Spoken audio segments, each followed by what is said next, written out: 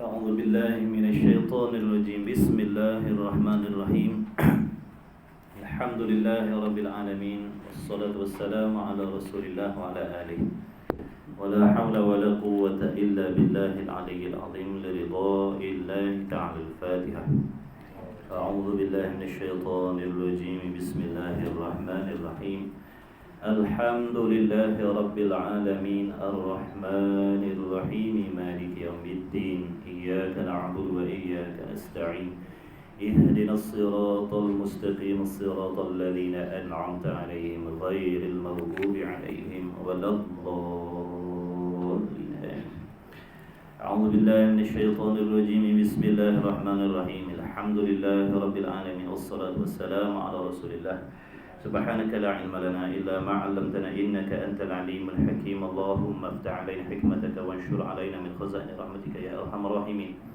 ربنا زدنا علما وفهما يا كاشف المشكلات اكشف الحجب عن وجوه هذه المعاني حتى نطلع على خفيات هذه المسائل واحفظنا من الخطأ والضلال فأنت موفق كل أمر وأنت علم الغيوب برحمتك يا أرحم الراحمين وهب لنا يا وهاب علما وحكمة ولرزق يا رزاق كلنا مسهلا بالخير يا فتاح فافتح لنا يا الله بالهدى بالعلم كلنا يا عليم فضلا اللهم علمنا ما جهلنا وذكرنا ما نسينا اللهم اجعل أعمالنا خالصة لوجهك الكريم ولا حول ولا قوة إلا بالله العلي العظيم وصلى الله على سيدنا محمد والحمد لله رب العالمين Alhamdulillah amma ba'du Assalamualaikum warahmatullahi wabarakatuh Hadirin hadirat yang dikasihi Allah subhanahu wa ta'ala Alhamdulillah bersyukur kehadirat Allah yang memberikan kepada kita kesempatan dapat kita bertemu lagi pada malam ini meneruskan majlis ilmu kita. Diharapkan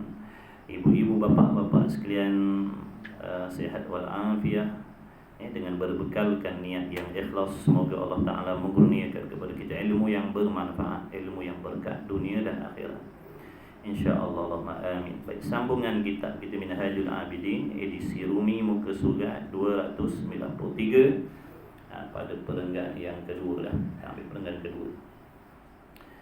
Bismillahirrahmanirrahim. Qala Syekhul Musannif rahimahullahu ta'ala wa nafa'ana bi'ulumihi fid daraini amin. Maka dikatakan yang takut dan yang sentosa, dan takut dan sentosa kerana bahawasanya mensentosakan itu yang berani atas Allah Subhanahu wa ta'ala.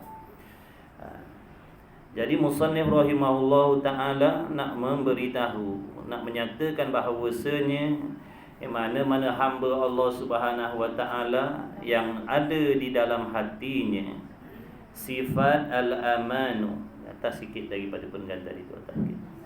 Mana-mana hamba Allah yang memiliki sifat al-aman, al-aman di dalam hatinya, makna di dalam hatinya tidak ada kerisauan, tidak ada kebimbangan terhadap dosa-dosa dan kekurangan diri, terhadap kekurangan ibadah, terhadap kemaksiatan. Jadi dalam hati kita berasa aman. Al-aman makna kita berpuas hati dengan diri kita. Kita berpuas hati dengan diri kita yang hakikatnya kita masih lagi jauh daripada Allah Subhanahu wa ta'ala. Walhal kita setiap hari kita membuat dosa-dosa, melakukan pelbagai jenis dosa dan maksiat. Amal ibadat yang kita buat tidak sempurna. Apa yang Allah suruh kita tidak laksanakan semuanya. Apa yang Allah larang kita tidak meninggalkan semuanya. Tapi kita merasa berpuas hati dengan diri kita sendiri. Itu maksud al-aman. Jadi al-aman ataupun berpuas hati dengan diri sendiri ini adalah tanda-tanda seseorang itu tidak takut kepada Allah. Tidak takut kepada Allah. Ada pun orang yang takut, yang memiliki ketakwaan, sudah tentu dia merasakan bimbang, risau. Andai kata amalnya tidak diterima oleh Allah, andai kata nyawanya diambil ketika dia melakukan dosa dan maksiat, andai kata nyawanya diambil sewaktu hatinya masih penuh dengan dosa-dosa yang belum ditaubatkan, andai kata amalnya tidak diterima oleh Allah, amalnya belum sempurna dengan datang ajalnya. Jadi dia risau, dia takut, dia bimbang. Kerana dia yakin dengan janji-janji azab daripada Allah. Ini yang membuatkan hamba tadi risau, takut, tidak tenteram hidupnya, sentiasa bimbang dengan amal ibadahnya. Inilah yang menjadi asbab hamba-hamba itu akan berusaha memperbaiki dirinya, memperbetulkan amal ibadahnya dan bertaubat daripada dosa-dosa. Bermula hakikatnya bahawasanya berani itu lawan bagi takwa. Makna bila di dalam hati kita tidak ada sifat takwa, yakni takut kepada Allah, menunjukkan dalam hati kita ada sifat berani terhadap Allah. Sebab takut tu lawan dia berani. Berani itu lawannya takut. Bila dalam hati hamba itu takut kepada Allah, maka dia tidak berani dengan Allah. Bila dia tak berani dengan Allah, dia akan berusaha mematuhi segala perintah Allah. Sebab dia takut, sebab dia gerun, sebab dia merasakan kehebatan Allah Subhanahu wa taala. Kalau dia takut dia diazab oleh Allah, takut dibenci oleh Allah, takut tidak diredha oleh Allah, takut amalnya tak diterima oleh Allah. Itu tanda-tanda orang yang takut. Ada pun hamba-hamba yang macam kita ni, boleh jadi tidak ada takut di dalam diri kita. Dengan sebab itu kita berseronok menunggang dosa-dosa dan maksiat setiap hari. Bahkan kita tidak merasakan berdosa apabila kita melakukan dosa dan maksiat. Kita tinggalkan sembahyang, kita tak berasa bersalah. Kita mengumpat orang, kita tak berasa bersalah. Kita dengki dengan orang, kita tak merasa bersalah. Kita mencungkil, mencari aib orang, kita berasa tidak bersalah. Sebab kita tak takut dengan Allah. Mana kita berani dengan Allah. Makna kita berani membuat perkara-perkara yang dilarang oleh Allah.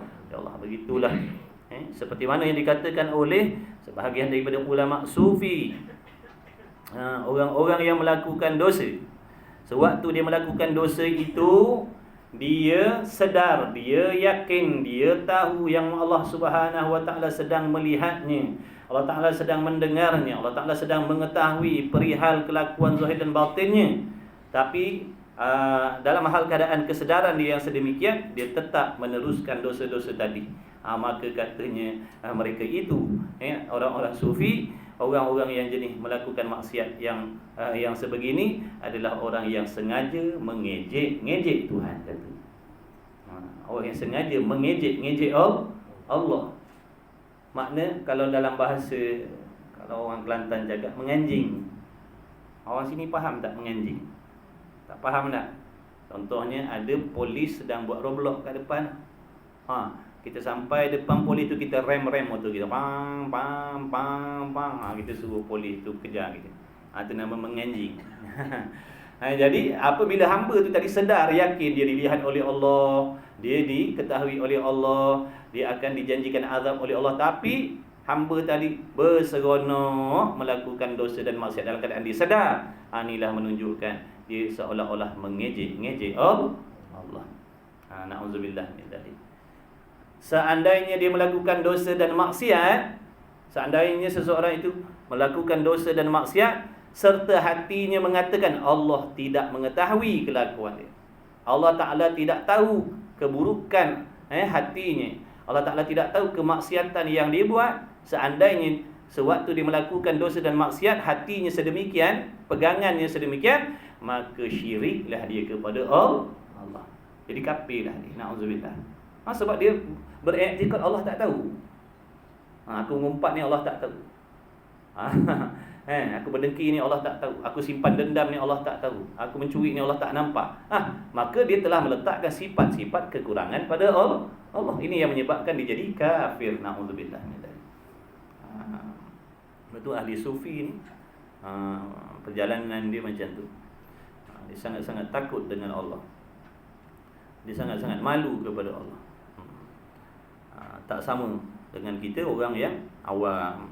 Kita awam-awam ni buat dosa besar pun kita tak ada rasa takut. Bahkan kita berseronok pula. Hari ni kita tak semayang, kita seronok. Makan lalu, boleh gelak ketawa, padahal kita dah membuat kesalahan besar di sisi Allah dengan meninggalkan semayang. Sepatutnya kita risau, sepatutnya kita bimbang, sepatutnya kita makna jadi gusar hati kita, jadi bimbang, jadi kecewa, sebab kita dah melakukan kesalahan besar di sisi Allah. Tapi apa yang terjadi di dalam diri kita, kita tidak merasakan sedemikian, bahkan kita merasa seronok seperti orang-orang yang sempurna amalnya di sisi Allah Ta'ala. Baik. Bermula hakikatnya bahawa berani itu lawannya, dan yang mendahulu bagi khauf itu 4 perkara. Makna nak menimbulkan sifat khauf, makna takut kepada Allah, takutkan azab Allah Subhanahu Wa Taala ni, ada 4 perkara terlebih dahulu. Makna kita kena cari 4 benda ni. Kita kena buat 4 benda ni, barulah insya-Allah akan timbul khauf dalam diri kita. Mana? Pertama, menyebutkan dosa yang banyak. Pertama sekali, kita mesti senantiasa selalu mengingatkan dosa-dosa dan maksiat kita yang banyak. Kita kena mengaku kita banyak dosa, kita banyak kesalahan, kita banyak maksiat. Allah suruh kita tak buat, Allah larang kita buat.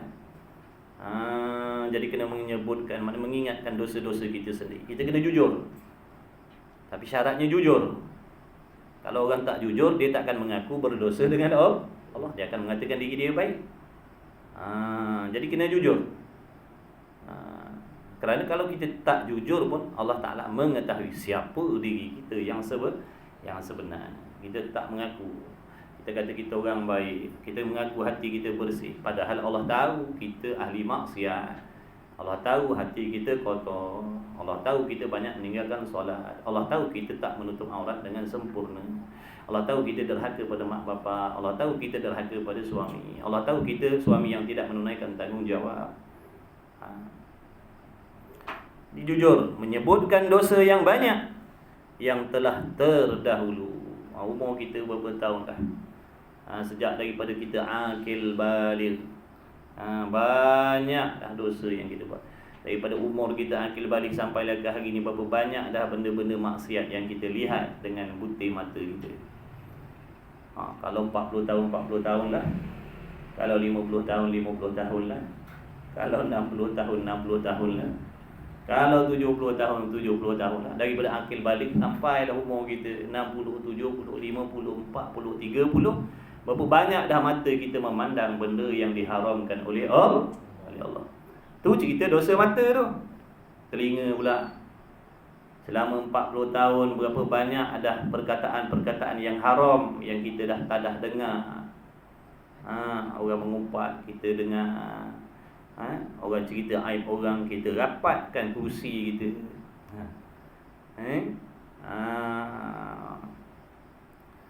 Kita mendengar benda-benda yang melekakan, kita dengar benda-benda yang melalaikan, kita mendengar benda-benda yang menambahkan kecintaan kita kepada dunia. Selama umur kita, kalau 40 tahun, telinga kita ni berapa banyak ada dosa buat 40 tahun. Mulut pula. Ni penyumbang dosa yang paling banyak sekali. Penyumbang dosa yang paling banyak sekali adalah mulut, yakni lidah. Nak bandingkan dengan dosa mata, nak banding dengan dosa telinga, nak banding dengan dosa tangan, nak banding dengan kaki, nak banding dengan perut, nak banding dengan kemaluan. Penyumbang dosa yang paling banyak sekali adalah lidah. Dah, kalau umur kita 50 tahun, 40 tahun, dalam masa 40 tahun, berapa banyak dah lidah kita bercakap benda-benda yang diharamkan oleh Allah. Banyak dah kita cakap benda yang sia-sia. Berapa banyak dah kita perkataan kita menghasut orang, membuat kejahatan, mencela orang, mencaci orang, memfitnah orang, mengkutuk orang. Kaki kita pula dalam masa 40 tahun, mana dah tempat-tempat maksiat yang kita dah pergi, ataupun kaki kita dah melangkah di atas tujuan maksiat, berapa banyak dah. Makna kita nak pergi contoh jumpa kawan kerana nak mengumpat, makna kaki kita guna kaki. Tiap langkah kita tu dikira haram.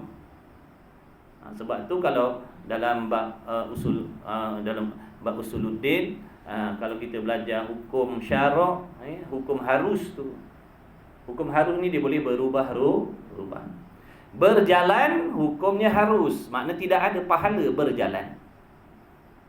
Berjalan semata-mata berjalan ni tak ada dosa, tak ada pahala. Tapi tengok tujuan berjalan. Kalau tujuan berjalan nak ke masjid, nak ke surau dengan niat yang baik, contohnya kita berjalan kerana nak pergi menuntut ilmu yang wajib, maka pahala perjalanan langkah kaki kita itu pahala wajib. Pahala wajib. Makna berjalan tu hukumnya wajib. Pahalanya besar berjalan kepada tempat-tempat untuk menuntut ilmu yang wajib. Kalau kita nak berjalan kepada majlis ilmu yang hukumnya sunat, maka perjalanan kaki kita itu adalah ibadah sunat. Kalau kita berjalan kerana nak pergi menceritakan keaiban orang, nak mengadu domba, nak memperlaga-lagakan orang, maka perjalanan kaki kita tu hukumnya haram. Mana langkah kaki kita nak pergi jumpakan kawan tu haram tu, perjalanan tu, langkah kaki tu haram. Haram berjalan. Tapi kita tetap teruskan juga sebab kita nak pergi mengumpat ni. Kita guna kaki tu, cerita kaki. Nak pergi mengumpat tadi guna mata tak? Guna mata tak? Guna nak tengok jalan. Takutkan pergi empat orang lain pula. Guna nikmat Tuhan lagi. Maka kita dah memandang dengan tujuan nak membuat maksiat. Guna udara tak? Guna. Udara nikmat tak? Nikmat. Makna kita dah menghirup udara yang Allah Ta'ala rezekikan ni, sebagai nak menolong kita pergi melakukan maksiat. Jadi banyak tak dosa kita? Banyak, tuan-tuan, puan-puan, hadirin hadirat. Nak bandingkan dengan umur kita yang pendek, kesibukan kita banyak, ibadat kita, ilmu kita sedikit, amalnya lagi sedikit, dosanya pula banyak. Bagaimana nasib kita nak balik bertemu Allah? Tu yang musannif kata, nak menimbulkan perasaan khauf, takut kepada Allah Ta'ala ni. Yang pertama, kita kena menyebut, yakni kena selalu memikirkan dosa-dosa kita yang banyak. Macam-macam aku dah buat dah. Macam-macam aku dah buat dah dalam hidup aku. Ada yang orang nampak, ada yang orang tak nampak. Ada yang orang tahu, ada yang orang tak tahu. Tapi Allah tetap mengetahui apa dosa yang aku dah buat. Dan banyak lawannya yang telah lalu mereka itu kepada menzalimkan mereka itu. Kita banyak buat zalim dengan orang. Apa maksud buat zalim? Kita membuat sesuatu yang tak sepatutnya kepada orang lain. Itu maksud menzalimkan. Kita menzalimi orang. Kita menyakiti hati jiran kita. Maknanya kita melakukan zalim. Tak patut kita menyakitkan hati dia. Contoh. Jadi banyak perbuatan zalim. Zalim ni makna meletakkan sesuatu tidak kena pada tempat. Mudahnya kita kata, bila kita tidak mengikut syariat, bila kita tak mengikut hukum hakam Allah, sudah tentu kita duduk di dalam kezaliman. Masuk waktu semayang, kita tak semayang, kita zalim. Zalim pada diri sendiri. Kita mencela orang, kita mencerca orang, kita mengumpat orang, kita zalim. Jadi zalim. Kita banyak zalim pada orang. Zalim pada isteri, zalim pada suami, zalim pada mak bapak, zalim pada anak-anak, zalim pada jiran. Macam-macam.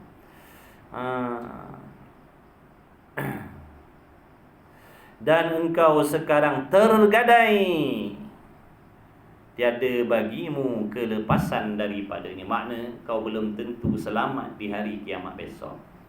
Kita ni belum tentu selamat di hari kiamat besok. Walaupun kita ada semayang, ada mengaji, tapi nak banding dengan dosa kita tu, yang bergunung ganang tu, yang berkapal-kapal tu, tak padan dengan amal kita nak mengambus dosa-dosa kita. Lebih-lebih lagi dosa dengan orang, lagi dah berat. Orang tak ampunkan kita, Allah tak ampunkan kita. Jadi kita kena fikir, baru rasa risau dalam hati. Risau, ya Allah, macam mana? Kena renung, ambil waktu, pas solat ke, malam-malam ke, fikir.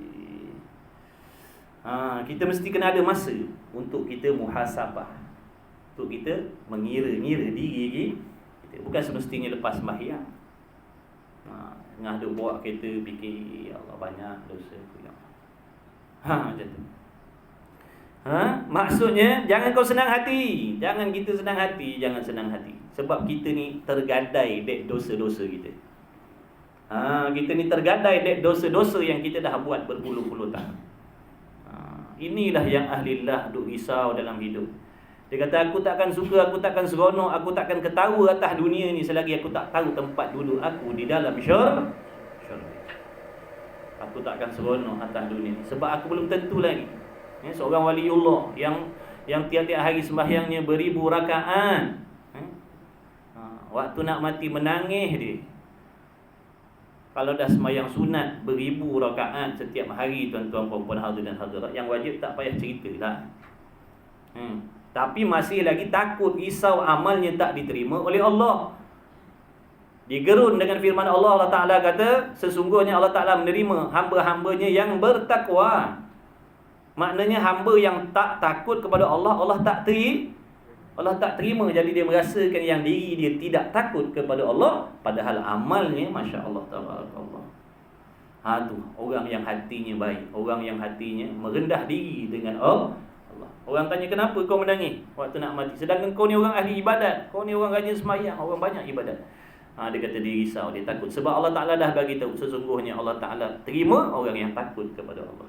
Sebab dia dah nak mati dah, dia takut dia tak diterima oleh Allah. Kalau dia dah macam tu, tuan-tuan puan-puan hadirin hadirat, kita yang sembahyang waktu pun tak cukup. Sembahyang waktu kalau buat pun tak sah. Tu tak cerita pasal akidah lagi, tak cerita hati penuh dengan dosa lagi, dengki, dendam, hasad, takabur, ujub, riya yang kita duk pakai hari-hari.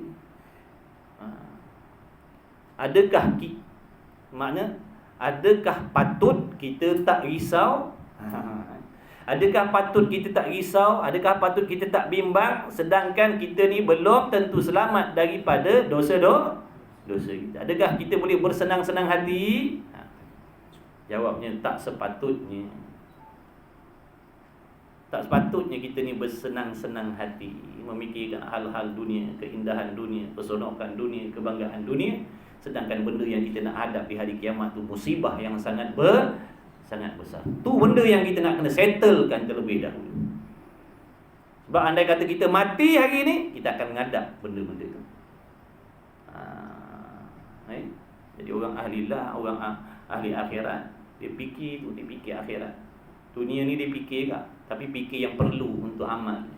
Selebih daripada amal yang menyibukkan diri dia daripada amal, dia tak nak. Dia tak nak mengkusutkan pemikiran dia dengan hal-hal yang tak ada sangkut paut dengan ibadah. Dan kau sekarang tergadai. Makna tergadai kita ni dek dosa-dosa kita. Kita ni tergadai dek dosa-dosa kita. Allahu Akbar. Macam mana ni? Taubatnya tidak kita. Taubatnya tidak. Dosanya ditambah-tambah tiap-tiap hari. Macam mana kita nak balik akhirat? Besok dalam kubur malaikat duk tanya, suruh tulis amal yang kita buat. Tulis amal baik, suruh tulis amal jahat. Kalau ada bolehlah tulis amal baik, amal soleh. Tu yang pertama, nak menimbulkan rasa takut. Yang pertama sekali kita kena fikir selalu, ingat selalu dosa-dosa yang kita dah buat. InsyaAllah. Bila rasa takut, bila rasa gerun, bila rasa bimbang, nafsu tak berapa seronok nak buat lagi. Yang nafsu seronok buat ni sebab kita melupakan dosa. Kita merasakan diri kita tak ada dosa. Itu yang kita berseronok. Tapi kalau fikir yang ada ni pun tak tertanggung, dosa yang ada ni pun dah menjadikan aku besok tergadai di hari kiamat besok. Macam mana aku nak tambah-tambah lagi? Yang kedua dan keduanya menyebutkan sangat seksa Allah Ta'ala. Yang kedua mengingatkan azab Allah yang takkan tertanggung di tubuh badan kita yang kerdil, yang lemah, yang dhaif.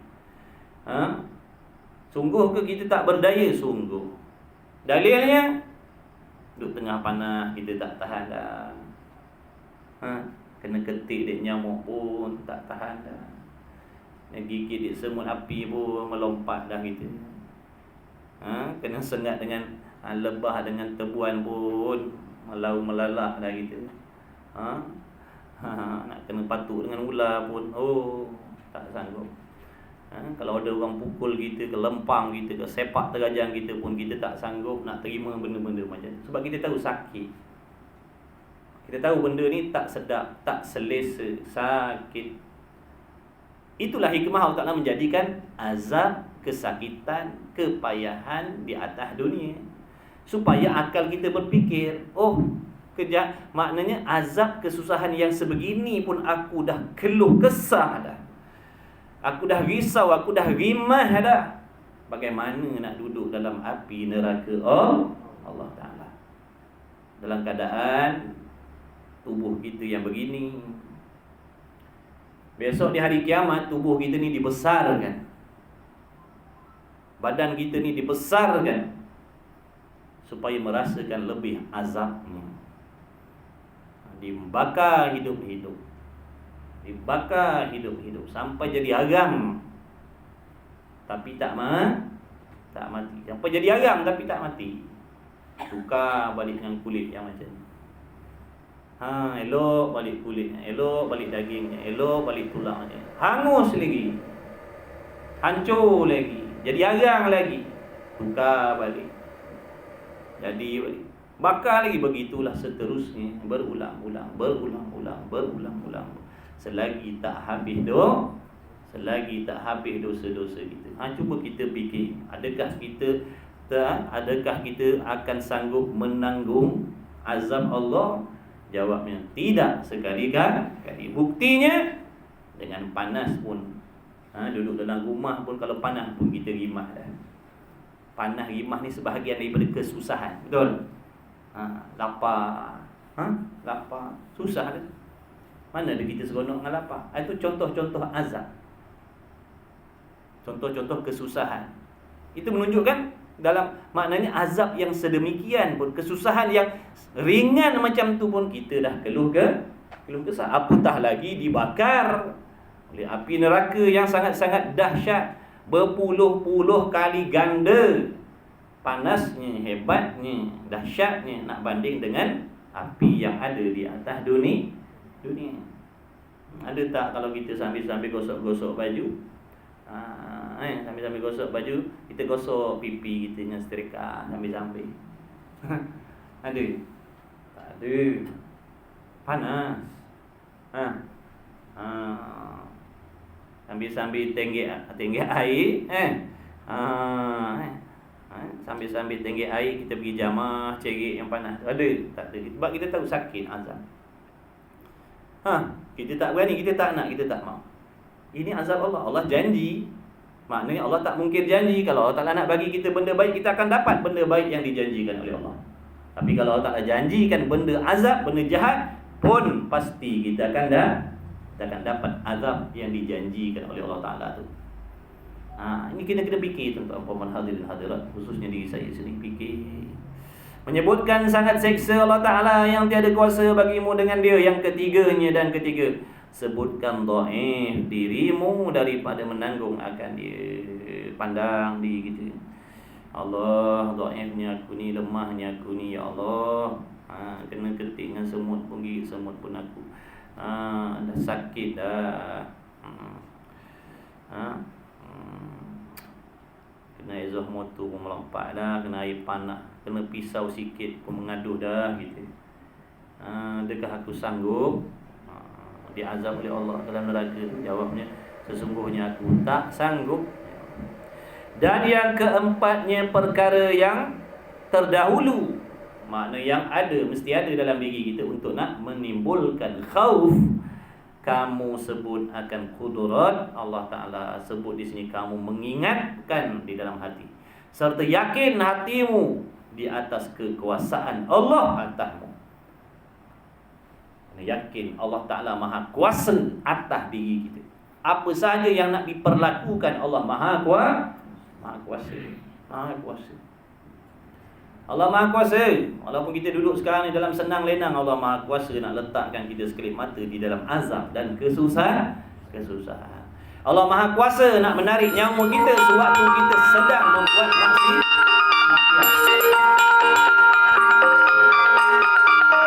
Ada bunyi pula.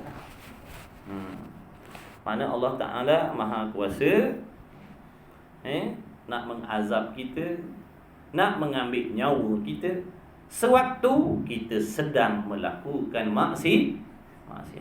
Dalam hati sedang duk bersangka-sangka jahat dengan orang, duk sangka-sangka jahat dengan orang. Allah Ta'ala Maha kuasa nak ambil nyawa kita pada waktu tu. Betul ke tak?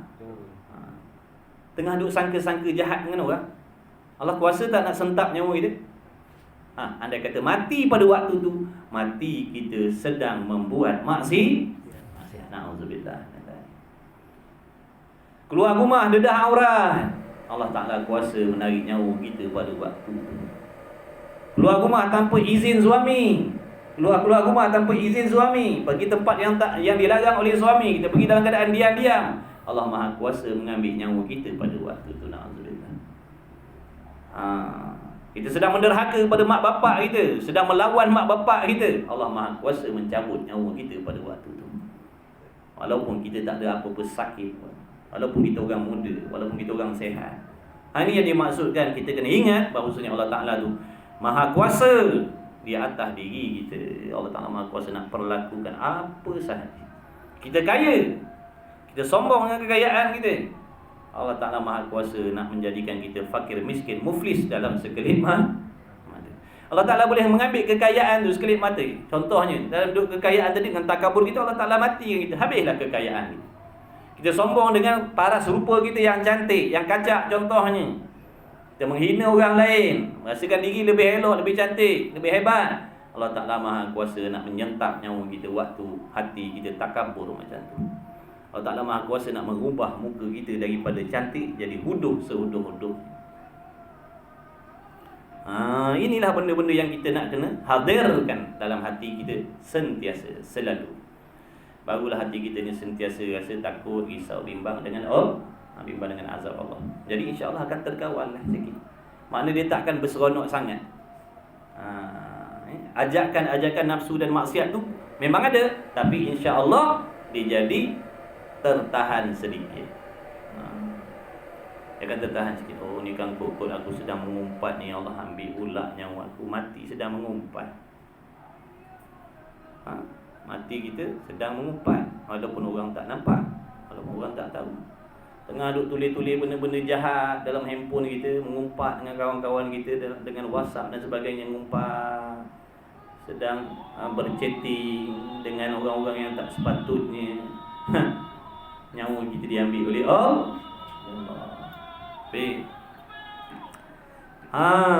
Dan ada pun rojak.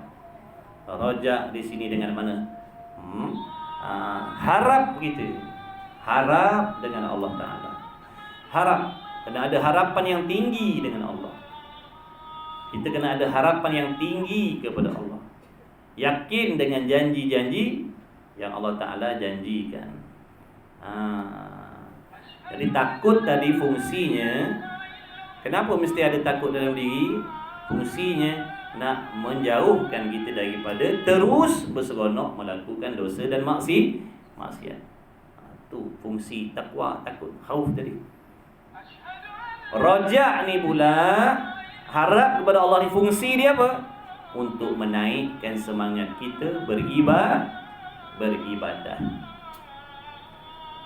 Mana nak mengelakkan kita daripada menjadi orang yang berputus asa. Makna bila kita pandang dosa-dosa kita yang banyak tadi, dalam masa yang sama kita memandang rahmat Allah maha luas. Allah maha mengampuni segala dosa-dosa dan kesalahan yang kita dah pernah buat kalau kita bertaubat kepada Allah. Tak menjadi masalah pun, tak mendatangkan kerugian pun pada Allah kalau dia nak mengampunkan dosa-dosa kita yang banyak. Jadi di sinilah akan menimbulkan harapan dalam hati kita. Dengan apa yang Allah janji, insya-Allah dengan adanya harap ini kita boleh bangun, bangkit melakukan ibadah. Walaupun kita ni sejahat-jahat manusia.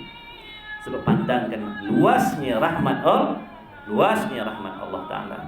Tak mustahil aku ni sejahat-jahat orang memiliki hati yang sekotor-kotor hati. Tak mustahil Allah Ta'ala boleh menjadikan aku orang yang mulia di sisi Allah. Tak menjadi mustahil. Banyakkan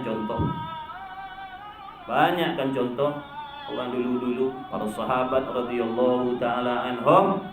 Kisah wali-waliullah yang asalnya ahli maksiat, peminum arak, penzina, pembunuh. Tapi apabila harapnya tinggi dengan Allah, mereka bersungguh-sungguh beribadah, berusaha memperbaiki amalnya, akhirnya menjadi orang-orang yang dikasihi, dicintai oleh Allah. Tu tengok para sahabat, asalnya kafir, penyembah berhala, musuh Rasul. Tapi bila beriman pada Allah dan Rasul, Allah janjikan syurga. Itu kekuasaan Allah Subhanahu wa taala. Jadi jangan putus asa daripada rahmat Allah. Jangan yakin, jangan percaya dengan diri kita sendiri. Kerana diri kita ni lemah, kerana diri kita ni dhaif, kerana ilmu kita tiada, kerana sabar kita sedikit, pengetahuan kita tak banyak, selok-belok tentang akhirat khususnya lagilah kita tak tahu, tak gerti, tak faham, tak banyak. Sebab tu jangan yakin dengan diri sendiri. Yakin dengan Allah, pegang dengan Allah. Jangan pegangan diri kita ni lemah. Banyak kita ni menjadi hamba yang berputus asa kerana kita berpegang dengan diri kita sendiri. Kita percayakan diri kita. Padahal dari sudut akidahnya kita kena percayakan Allah yang maha kuasa mengubah diri kita. Itu baru betul. Yakin Allah Ta'ala maha kuasa nak mengubah diri aku. Yakin Allah Ta'ala maha kuasa nak memberi aku rezeki. Dan ada pun rojak maka iaitu mengembang, yakni menyukakan akan hati dengan menyebut, mengingat anugerah Allah. Bila kita ingatkan innallaha ghafurur rahim, sesungguhnya Allah Ta'ala itu maha pengampun lagi maha kasih sayang. Bila kita dengar ayat-ayat yang macam tu, meninggikan harapan kita. Oh, Allah Ta'ala akan ampunkan aku. Bila kita yakin Allah Ta'ala akan ampunkan kita, maknanya kita akan bersungguh nak bertaubat kepada Allah. Menyukakan kita. Ya Allah, aku penuh dosa pun, aku banyak dosa pun kau terima, aku banyak dosa pun kau nak ampunkan ya Allah. Hebat sungguh, maha pengasih, maha penyayang. Inilah yang menggembirakan kita. Menggembirakan kita. Seluas mana dosa kita? Seluas lengkung bumi ini dosa kita. Rahmat Allah lebih luas daripada itu lagi. Pengampunan Allah lebih maha luas daripada itu lagi. Sebanyak mana dosa yang kita buat, dosa besar kita sebanyak mana? Sebanyak mana? Sebanyak pasir-pasir di atas muka bumi ni dosa kita.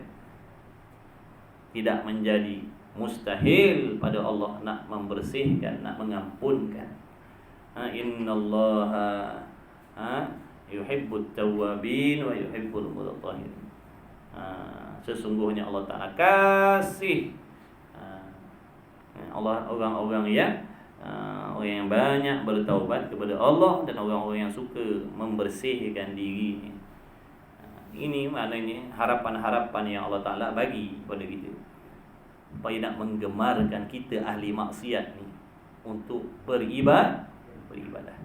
Kalau kita tak pandangkan rahmat Allah Ta'ala ni, sudah tentu kita akan menjadi hamba yang berputus asa.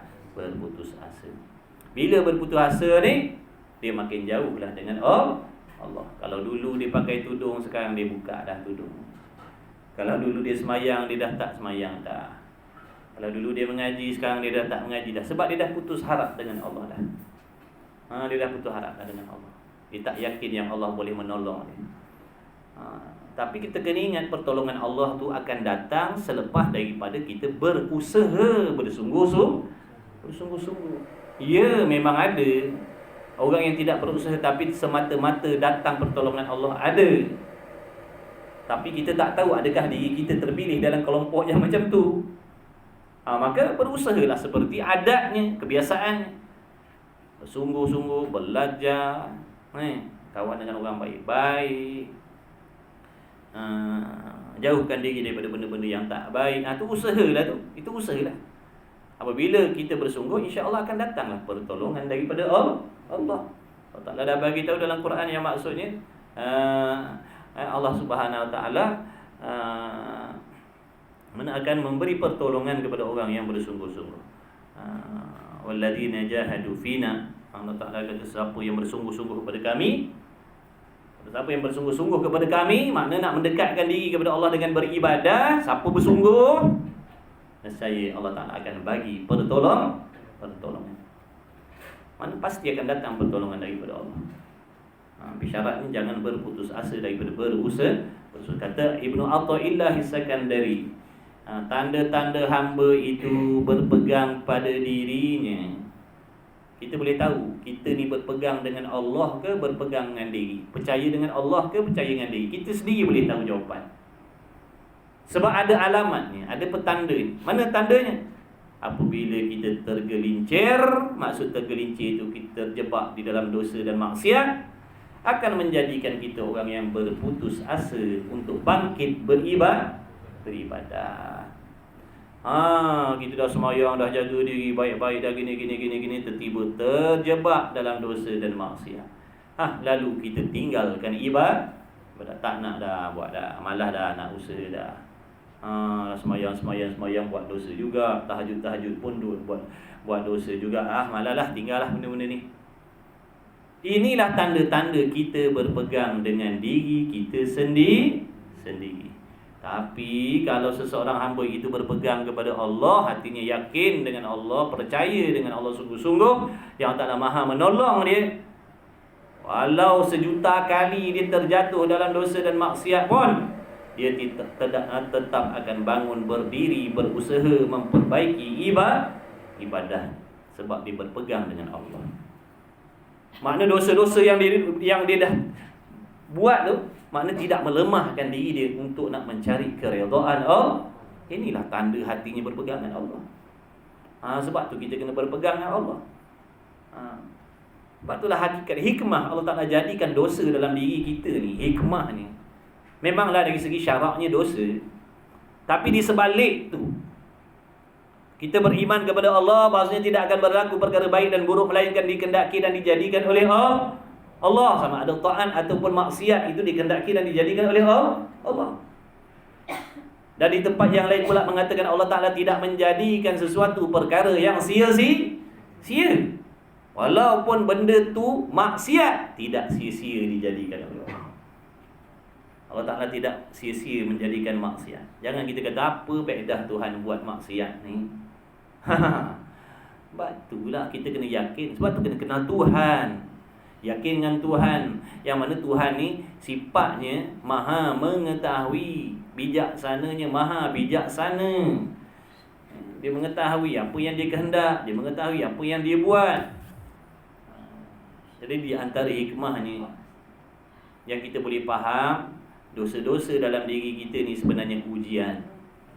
Nak tengok hati kita bergantung dengan Allah ataupun tidak. Allah jatuhkan diri kita dalam dosa. Nak tengok hati kita lemah ke tetap nak beribadat ke. Ujian lah tu. Kita biasa tengok maksiat orang, ni maksiat diri kita sendiri. Dosa-dosa. Apa jaga, terjatuh dalam dosa. Nak tengok dia beribadat ke dia tinggalkan ibadat terus sebab dosa dia.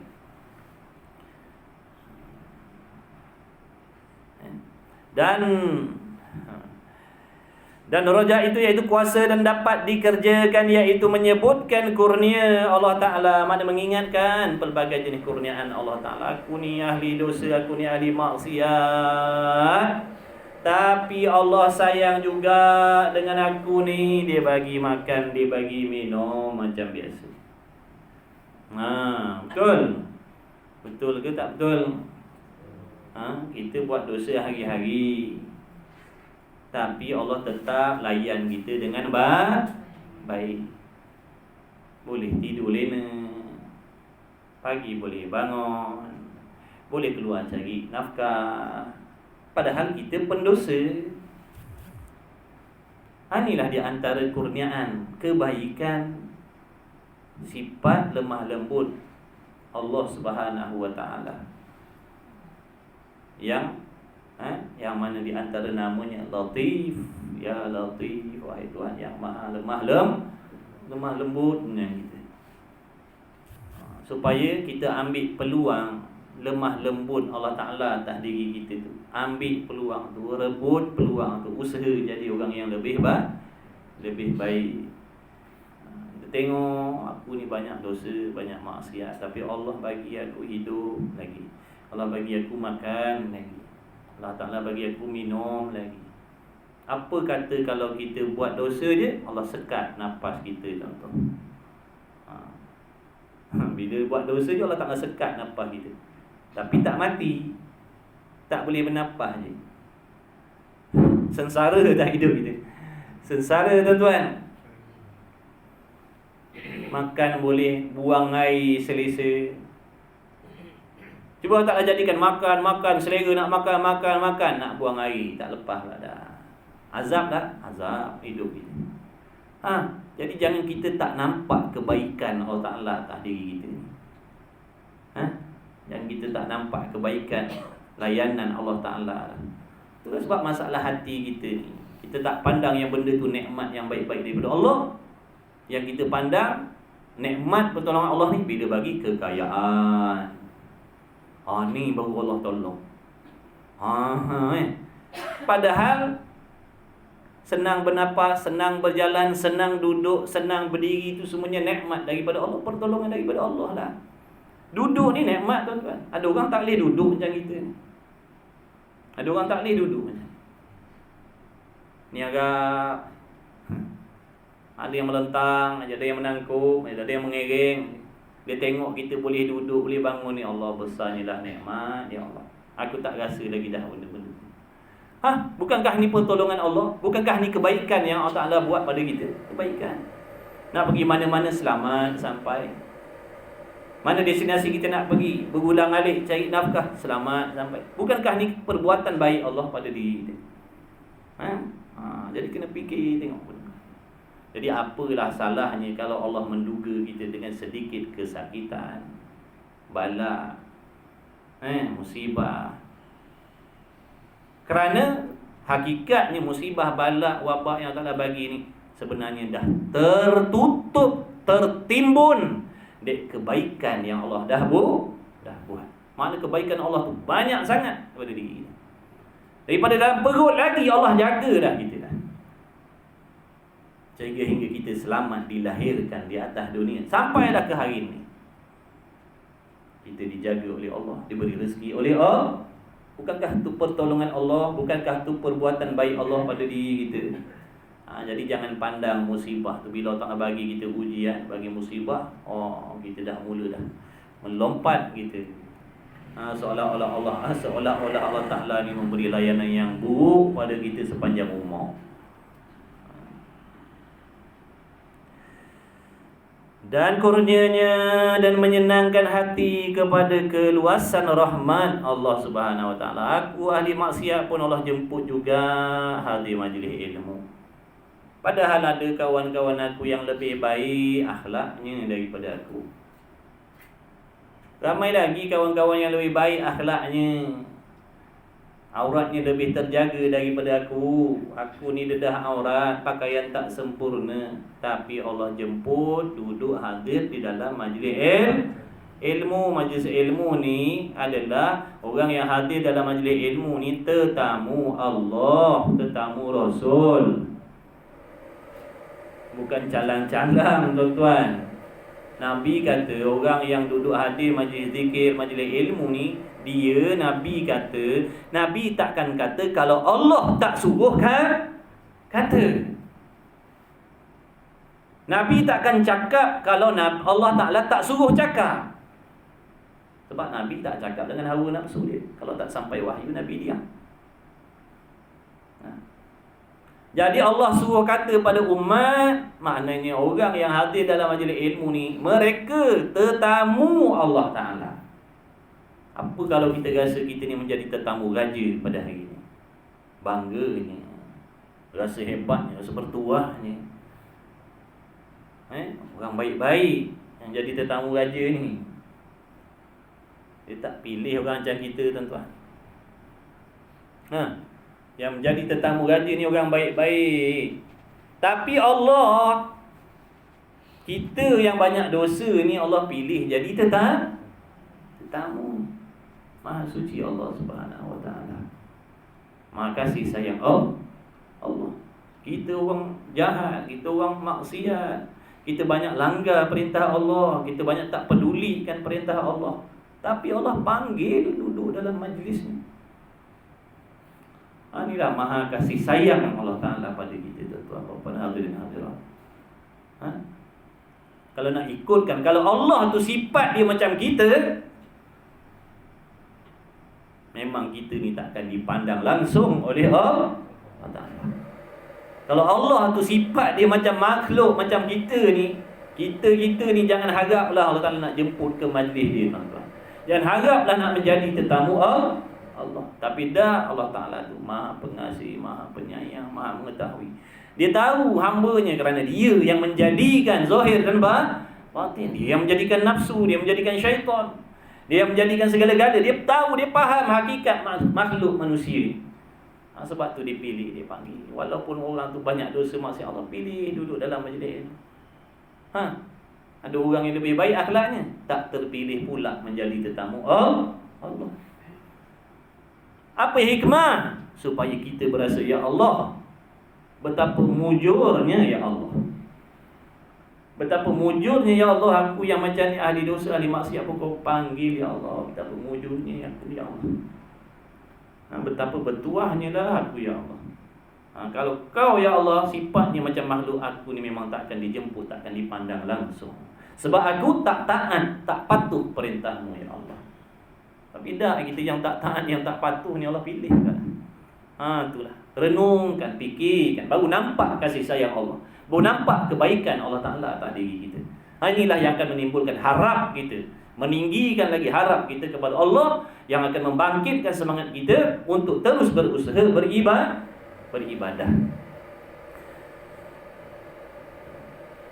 Dan kurnianya dan menyenangkan hati kepada keluarga rahman Allah Ta'ala. Dan ini pula jumlah perhimpunan daripada khawatir, makna lintasan hati. Tiada kuasa bagi hamba, dan roja itu kuasa dan dapat dikerjakan, iaitu menyebutkan kurnia Allah dan keluasan rahmatnya. Dan terkadang dinamakan roja pula, berkehendak akan mukhatarah, yakni perkara yang ditakut kebinasaan dengan istisna. Wallahu a'lam wa ilmuhu wa atam. Bismillahirrahmanirrahim. Alhamdulillah wassalatu wassalamu ala Rasulillah. Allahumma rabbana fa'na bima 'allamtana, rabbana 'allimna alladhi ma yanfa'una, rabbana faqih ahlana wa qurbatil lana fi dinina ma'al qudri wa sabarakallahu qadisna mimma fihi farasan jamila. وصلى الله على سيدنا محمد وعلى آله وصحبه وبارك وسلم. الحمد لله رب العالمين. تقبل الله مني ومنكم، منا ومنكم، تقبل يا كريم.